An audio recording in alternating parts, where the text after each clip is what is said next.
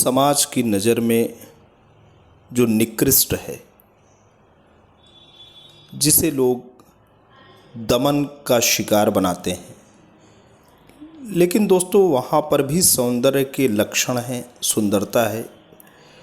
कभी ऐसी सुंदरता का अवलोकन करता है, कभी ऐसी सुंदरता का जीवन में आस्वादन करता है, ऐसी सुंदरता को जीवन में रचाना चाहता है, जीवन में बसाना चाहता है और ऐसी सुंदरता से जीवन को रसमय बनाना चाहता है। दोस्तों, केदारनाथ अग्रवाल जी की बहुत ही खूबसूरत कृति है, रचना है, लिपट गई जो धूल पाँव से, जिसमें समाज में जिसको हम निकृष्ट या नीचा क्षेत्र मानते हैं, ऐसा मानते हैं कि समाज के नीचे तबके के लोग हैं, इनका दमन, इनका शोषण इस रूप में दोस्तों व्याप्त रहा कि इनकी ज़िंदगी में जो खूबसूरती है उसको कभी भी सम्मान नहीं मिला, क्योंकि उनके जीवन में जो खूबसूरती थी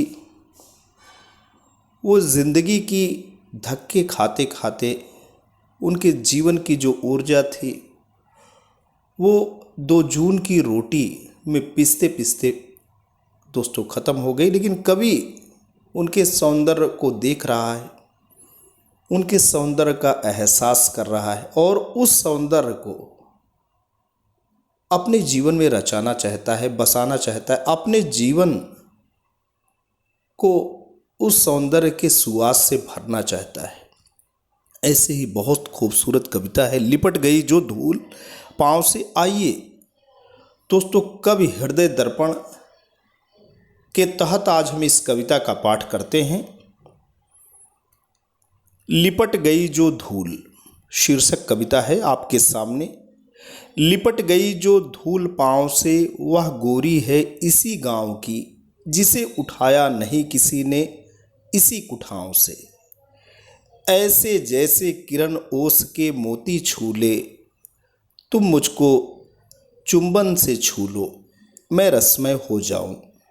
जी हाँ दोस्तों, जैसे धूल का जुड़ाव पाँव से रहता है। दोस्तों, पाँव एक ऐसा स्थल है जो कि हमारे जीवन में पाँव की तो बहुत उपयोगिता है, लेकिन पाँव सबसे निचला प्रदेश है, सबसे अंगों में निचला क्षेत्र है।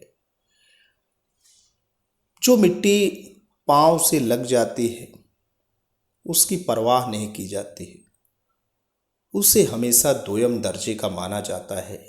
उसका वो स्थान दोस्तों नहीं रहता है जो शीर्ष का रहता है, जो मस्तक का रहता है। ऐसे कवि कहते हैं, लिपट गई जो धूल पाँव से, वह गोरी है इसी गांव की। गांव में जो गोरी है, जैसे धूल पाँव से लिपट जाती है, उसका स्थान दोस्तों वो नहीं रहता जो मस्तक का है, जो शीर्ष का है। ऐसे एक गांव की गोरी है,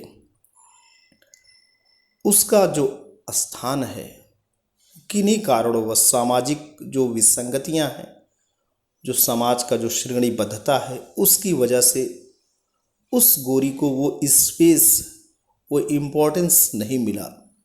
लिपट गई जो धूल पाँव से, वह गोरी है इसी गांव की, जिसे उठाया नहीं किसी ने इस कुठाव से।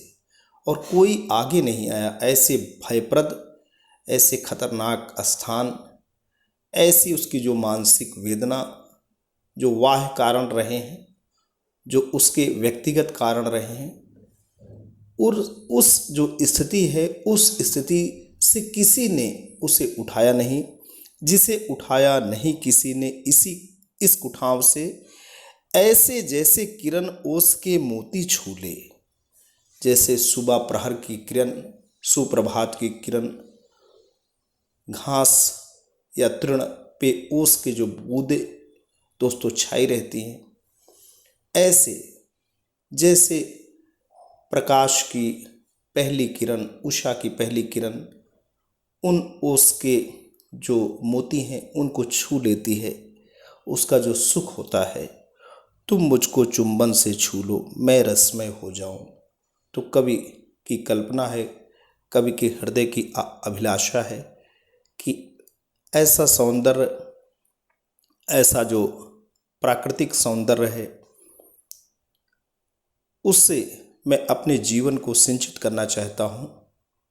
और मैं चूँकि ये प्राकृतिक जो सुषमा है उसको अपने जीवन में पूरी तरीके से तरजीह देना चाहता हूँ, स्थान देना चाहता हूँ, और मैं अपने जीवन को रसमय और सुखमय बनाना चाहता हूँ। आज के लिए इतना ही दोस्तों। ऐसे ही खूबसूरत कविता और उनके संदेश को पाने के लिए कवि हृदय दर्पण नामक इस खूबसूरत चैनल को ज़रूर सब्सक्राइब करें। हम आपके लिए ऐसे ही सुविख्यात कवियों की रोचक रचनाएं लाते रहेंगे। Thanks for watching and listening. This is Ajay Prakash Dubey signing off.